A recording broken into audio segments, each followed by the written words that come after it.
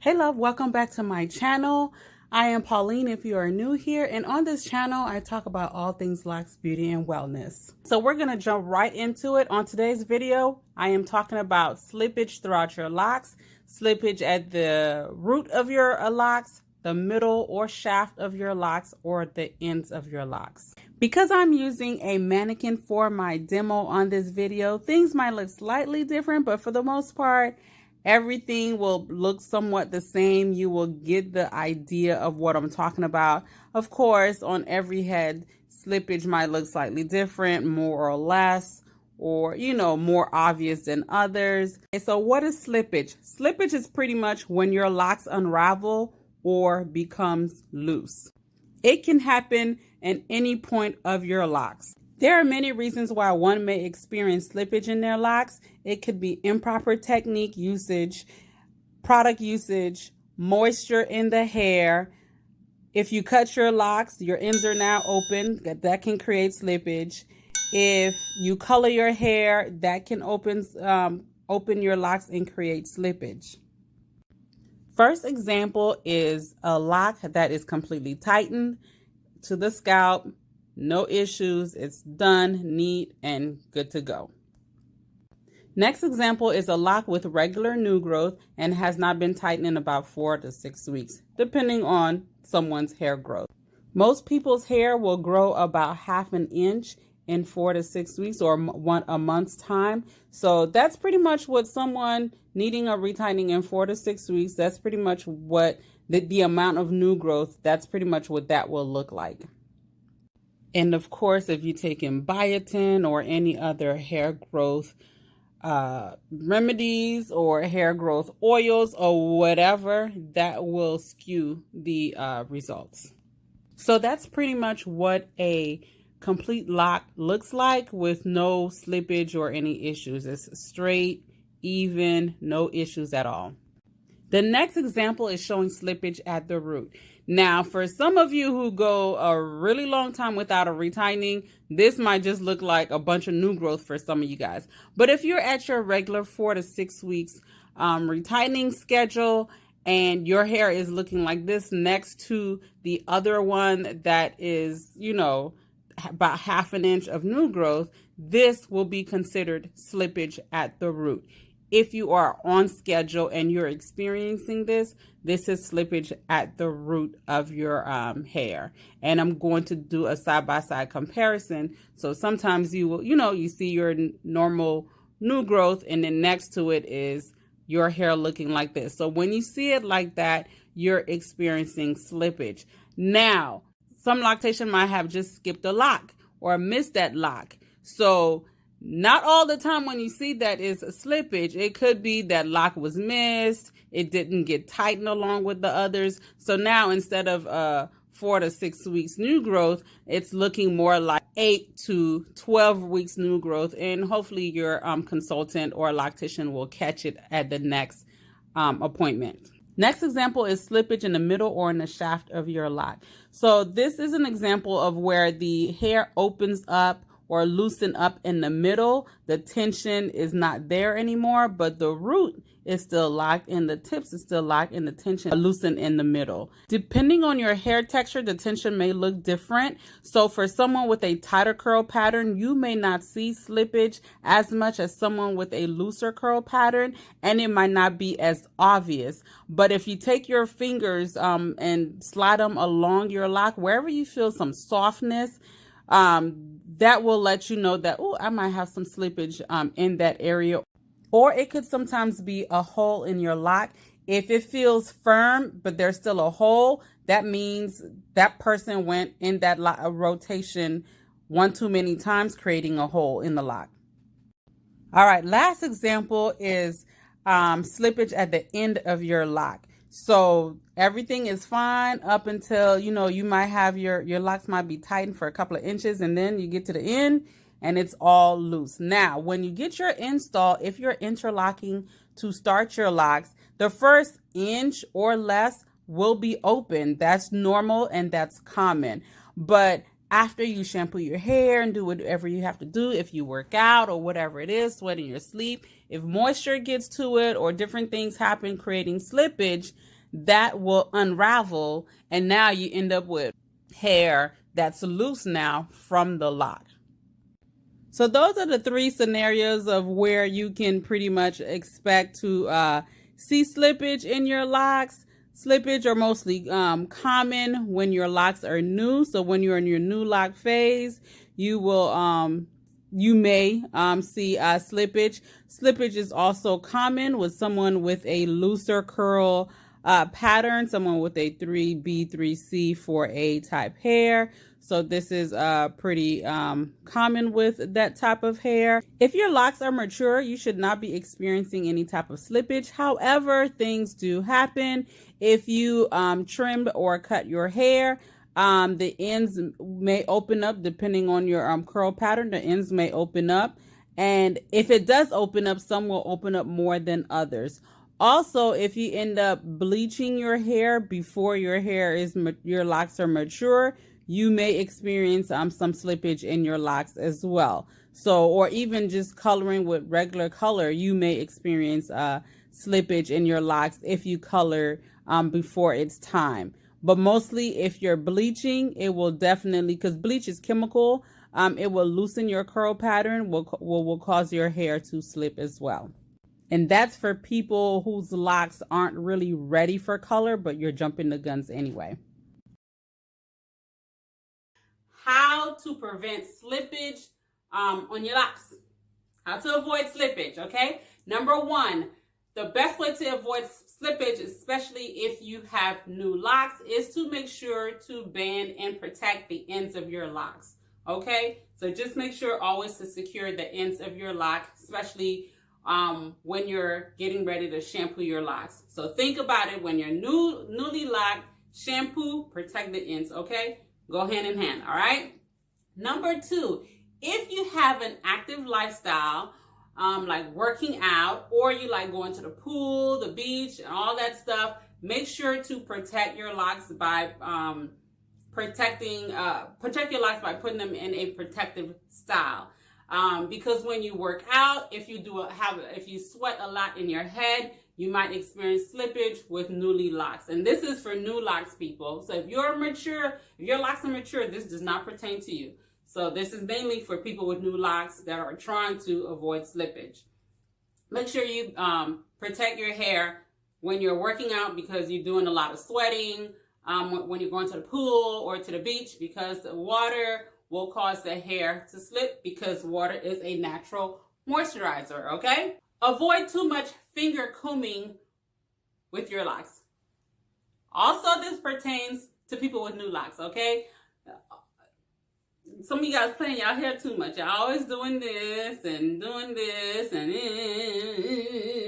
avoid too much finger combing, okay? Because too much manipulation can cause your locks to unravel. Number three, all right? Number four, refrain from cut and color. I know. Pauline, you cut and color your hair? I ain't trying to avoid slippage either. So if you are trying to avoid slippage, make sure you avoid cut and color, because when you're newly locked, you cannot cut your hair until your locks are mature. If your locks are new and you go snipping, you will potentially you're disturbing the locking process. You're cutting off, because keep in mind, your locks lock from tip to root. So if your locks are starting to lock up here and you go cut here, what we're doing, opening up the hair that's trying to lock, okay? This is the key. This is the lock to the gate, right? If you cut the lock off, the rest of the hair is like, yeah, baby, freedom. We're not trying to let it free, right? So make sure to avoid cut because of that reason, and avoid color, because color is the chemical causes the hair, it loosens your curl pattern. So if you're coloring your hair, especially if you're bleaching or lifting, it will loosen your curl pattern. So when it loosens your curl pattern, it relaxes, it interferes the with the matting process and causes the hair to slip. So definitely we do not encourage cutting in color when your locks are new. Now, if your locks are mature and you want to cut in color, it's okay, but do keep in mind you will have some slippage. I would not recommend, if you're so concerned about slippage, I would not recommend cutting and coloring on the same day. I did it, but once again, I am not concerned about slippage. Do I have slippage? Yes. Yeah, I got some slippage and all this other stuff, but I was not concerned about slippage. Keep in a tip. If you're going to cut in color when your locks are mature and your ends are open and you're having some slippage, just go back to day one, okay? Remember day one of your locks when you have to bundle your hair, the ends to secure the ends to prevent further unraveling? Do all that that newbie stuff, okay?